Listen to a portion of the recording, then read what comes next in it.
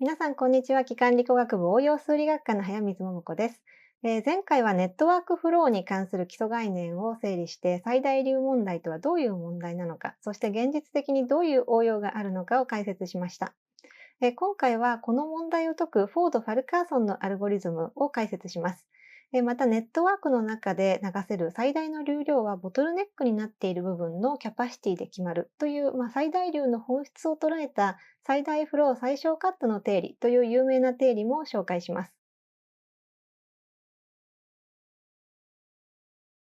前回の授業で解説した通り、フローネットワークというのは、水が湧き出てくるソース S という頂点と、水を排出するシンク T という頂点を一つずつ持っていて、各アークの容量、キャパシティが指定されている有効グラフです。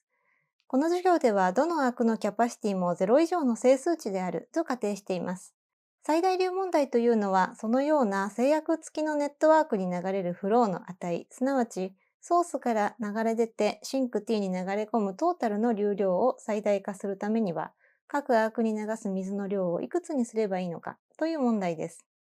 前回説明した通り、この問題はもともとは1950年代半ばの軍事研究の一環として考察された問題でしたが、その後すぐに離散数学の研究者たちによって本格的な理論研究が始まって、今日の離散最適化の分野でよく知られているアルゴリズムや定理が急速に整備されることになりました。今回は最大流問題を解くアルゴリズムとして最初に考案されたフォード・ファルカーソンのアルゴリズムの具体的な内容を説明した上で、その正しさの証明をして、さらにこのアルゴリズムを利用して最大流最小カット定理という有名な定理の証明をします。さて、フォード・ファルカーソンのアルゴリズムを正確に述べる前に、まずはこのアルゴリズムの基本的なアイデアをつかんでもらうための直感的な説明をします。このアルゴリズムの発想はとてもシンプルで、まずは与えられたネットワーク D における任意のフローを選ぶことから始まります。前回述べたフローの定義を満たしていれば何でもいいので、どのアークにも何も流さないゼロフローから始めても構いませんし、この図のようにもう少しマシな、例えば、S から T に7単位の水が流れるようなフローを選んでも構いません。そしたらそのフローに対してその一部のフローの量を部分的にうまく調整することで、ネットワーク全体に流れるフローの値を増やせるかどうかを判定します。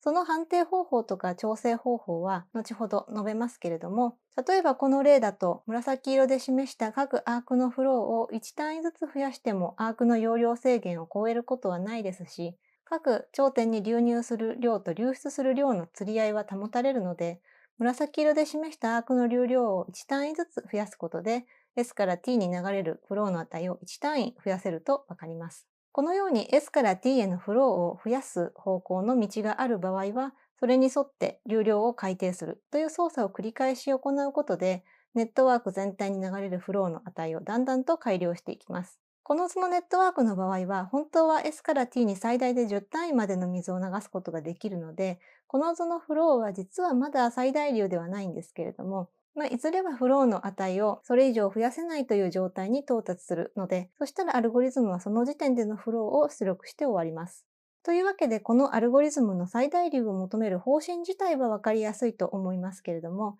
容量制限を守りつつ S から T に流れるフローの値を増やすには、どのアークの流量をどのように修正すればいいのか、そしてフローの値をそれ以上増やせるか否かをどうやって判定すればいいのかという疑問が生じます。これらの疑問に答えるフォードとファルカーソンのアイデアはとてもシンプルでわかりやすいものなんですけれども、教科書を見ての通り、それを数学的に厳密に書き下そうとすると、いろいろな数学的な用語や記法が出てきて、一見すごく難しく感じられるかもしれないので、このアルゴリズムのポイントを見失わないために、まずはフローの値をどうやって増やすのかをイラストでざっくりと解説してから厳密な説明に入りたいと思います。ではまずネットワークの中の1本のアークだけに着目して、左の図のように CA というキャパシティを持つアークに FA という量のフローが流れているという状況を考えてみましょう。この時右の図で示されているように、このアーク A に追加できるフローの量というのは、容量制限により CA-FA までということになります。もちろん必要があれば、このアークに流れているフローの量を減らすこともできますけれども、フローは負になってはいけないのでしたから、現在の流量から減らせる量は FA までということになります。で、ここではこのたった1本のアークに絞って修正できる量の範囲というのを考えていきましたけれども、ある時点でネットワーク D に流れているフロー F が与えられたときに、今と同じ議論を D のすべてのアークに対して行うと、右の図に示した通り、D の各アークに流れるフローの量をいくつまで増やせるか、いくつまで戻せるかという情報をまとめたフローネットワークを作ることができます。この D と F に付随する新しいネットワーク DF の中で許されている範囲内であれば、S から T にフローを流すことができるわけですから、もしも DF の中に S から T に至る一続きのパス、道が含まれているとしたら、現在のフローの値をさらに増やす方向の有効パスが存在するということになります。以上がフローの値を安全に増やすための核心部分となるフォード・ファルカーソンのアイディアです。これでアイデアはまずざっくりと理解できたと思うので、これを踏まえて今の説明の中にさりげなく登場した残余ネットワークと増加動といったキーワードたちの厳密な説明をします。それではまずフローの修正に使える向きと増減できる量の上限を表す残余ネットワーク DF の定義からです。これはネットワーク D とフロー F から定まるネットワークなんですけれども、D に対して定義される概念ではなくて、フロー F に対して定義される概念であることに注意してください。つまり、ネットワーク D 自体は変わらなくても、フロー F が変化していくと、それに伴って残余ネットワーク DF というのはどんどん変化していきます。では、残余ネットワーク DF はどのように定義されるフローネットワークなのかというと、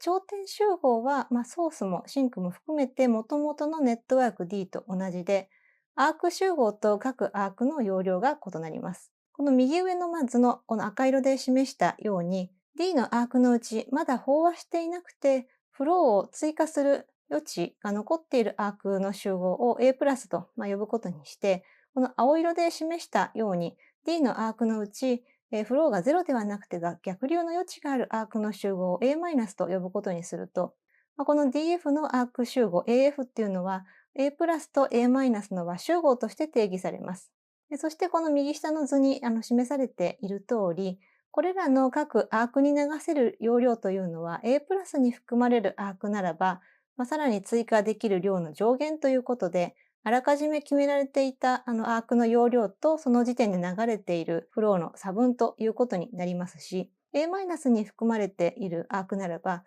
逆流させられる量の上限ということで、その時点で流れているフローの量そのものとなります。以上のようにして各アークに流せる容量 CF が定められた残余ネットワーク DF において、S から T に至る有効パスのことをこのフロー F に関する増加動と言います。そして増加動に含まれるアークの容量のうち一番小さいものをその増加動の容量と言います。例えばこのスライドのこの右の図では紫色の矢印で増加動の一つを示していますが、この増加動はこの1単位のフローを追加できるアークと2単位のフローを追加できるアークと3単位のフローを追加できるアークから成り立っているので、この増加動に安全に追加できるフローの最大量は結局この一番小さい1という容量の分だけということになります。というわけで、以上の言葉を使うと、フォード・ファルカーソンのアルゴリズムは、まず任意の初期フロー F から始めて、その時点でのフロー F に対する残余ネットワーク DF を作って、DF に含まれる S から T への有効パス、フローの増加度 P を見つけて、で、P の容量の分だけ S から T にフローを流して F の値を逐次的に増やしていき、フローの増加度がなくなったら終了するというアルゴリズムです。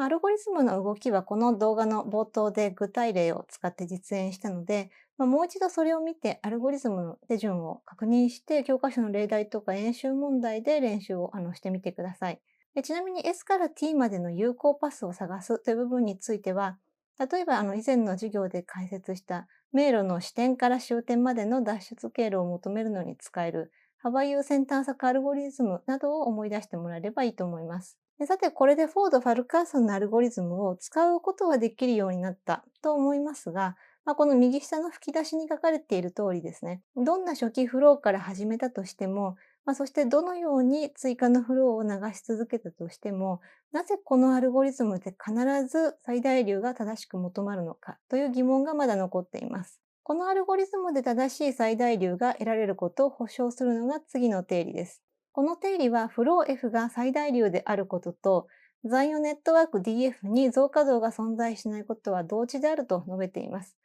F が最大流であるならば、S から T にはそれ以上何も流せないはずなので、残余ネットワークに増加動がないというのは明らかなので、問題はその逆です。残余ネットワークに増加動がないならば、その時に流れているフローは最大流であるというのを確かめる必要があります。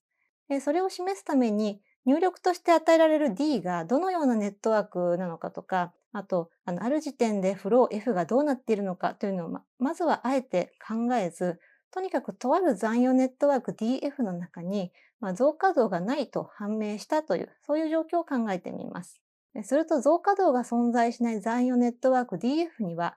S から T に到達する有効パスがないわけなんですけれども、S から到達可能な頂点は S を含めて1つ以上あるはずです。なので、ここでピンク色で示している通り、S から到達可能な頂点の集合を S と名付けることにします。で、ここでようやく残余ネットワーク DF の方ではなくて、その時点で元のネットワーク D に流れているフロー F の方に着目します。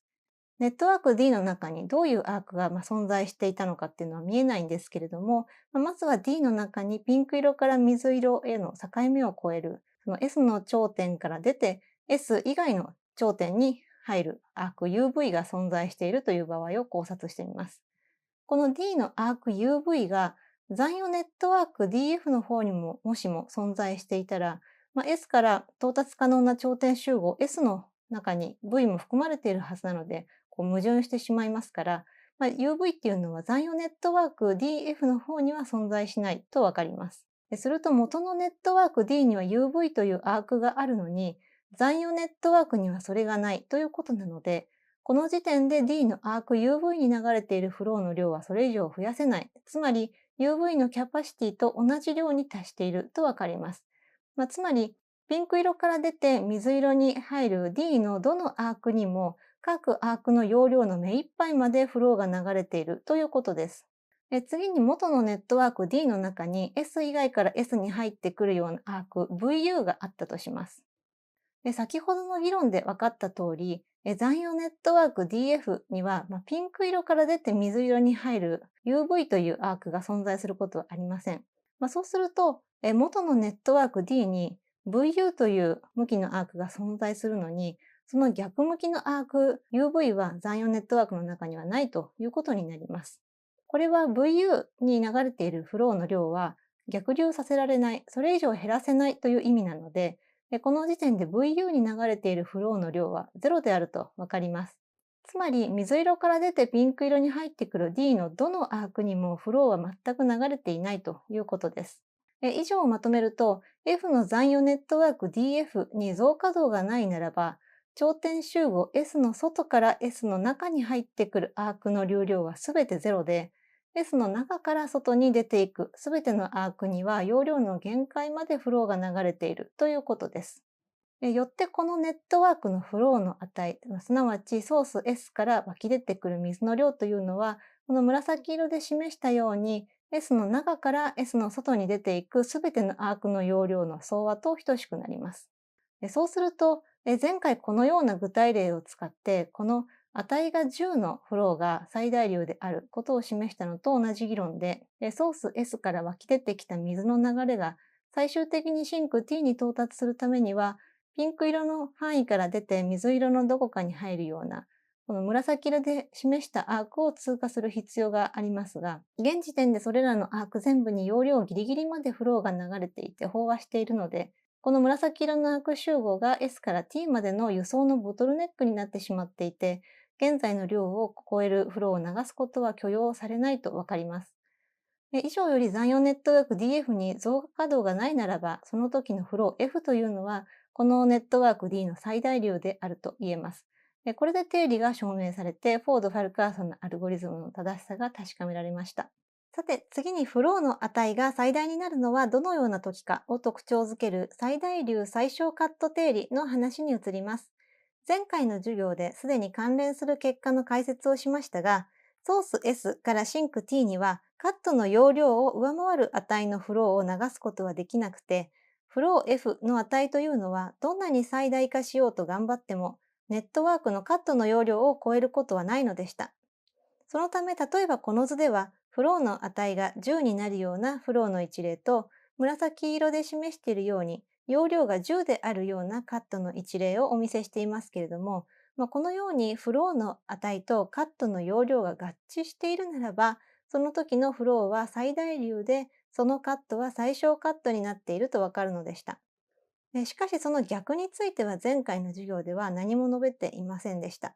つまり、どんなネットワークでも最大流の値と最小カットの容量は常に合致するのか、乖離する場合はあるのかという疑問があります。この疑問に答えるのが次のスライドで述べる最大流最小カットの定理です。この定理は任意のネットワークにおいて最大流の値と最小カットの容量は必ず等しくなるということを保証しています。最大流の値が最小カットの容量以下であるということはすでに述べたので、どんなネットワークでも最大流の値と同じ容量のカットが必ず存在すると言えれば、この定理を証明することができます。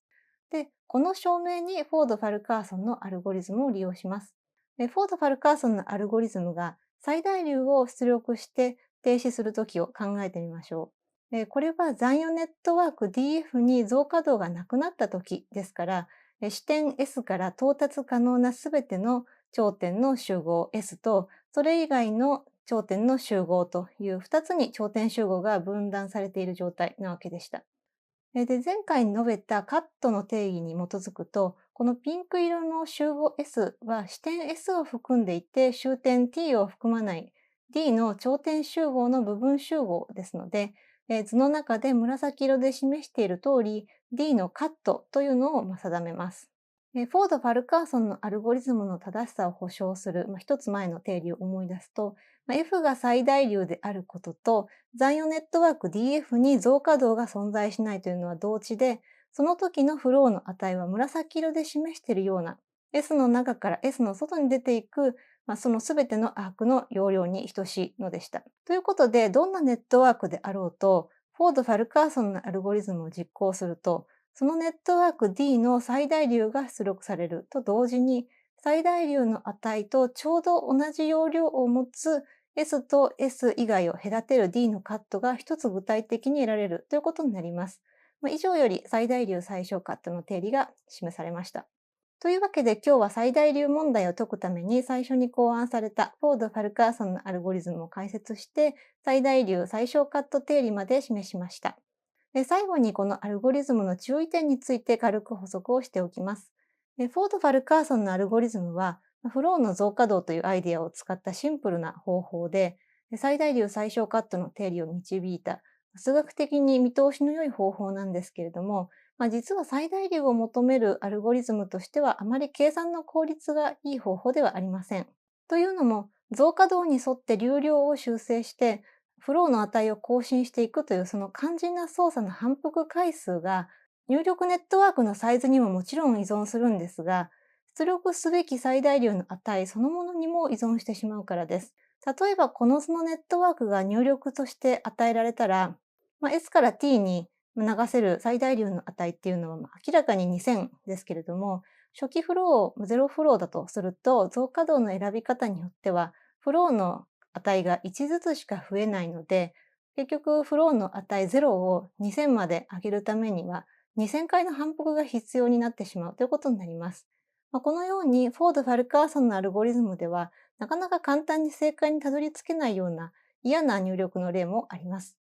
で、あと、今回は整数容量のネットワークだけを考えたので、前回述べた整数流定理によって最大流の値も整数であるということが保証されているわけですが、無理数の容量も認めると、話は違って、増加動を見つけてフローの値を逐次的に更新していくというやり方では、フローの値が収束するとは限らないし、正しい値に収束するとも限らないということが知られています。ただ、フォード・ファルカーソンの増加度アルゴリズムが発表されて以来、増加度を使わない別のアルゴリズムが提案されたりして、様々な改良方法が蓄積されてきています。そのあたりの話題は今回の授業のスコープを明らかに超えますが、興味のある方は例えばここで挙げた2番や3番のようなより進んだ書籍を参照してください。最大流問題を解くアルゴリズムの発展に関する専門的な話については3番の書籍がとても詳しいですけれども、例えば今回の動画でネットワークフローとか最大流問題を初めて学んだんだけれども、もう少し進んだ内容も知りたいなというぐらいの方はですね、まずは非常に根節丁寧な2番の書籍などで勉強するといいかなと思います。また今回の動画の内容の多くは、主に1番の参考書の6章に基づいています。解説がとても読みやすくてコンパクトにまとまっていると思いますので、今回の授業の内容でよく理解できなかった部分があったという方は、1番の参考書の6章をぜひ参照してみてください。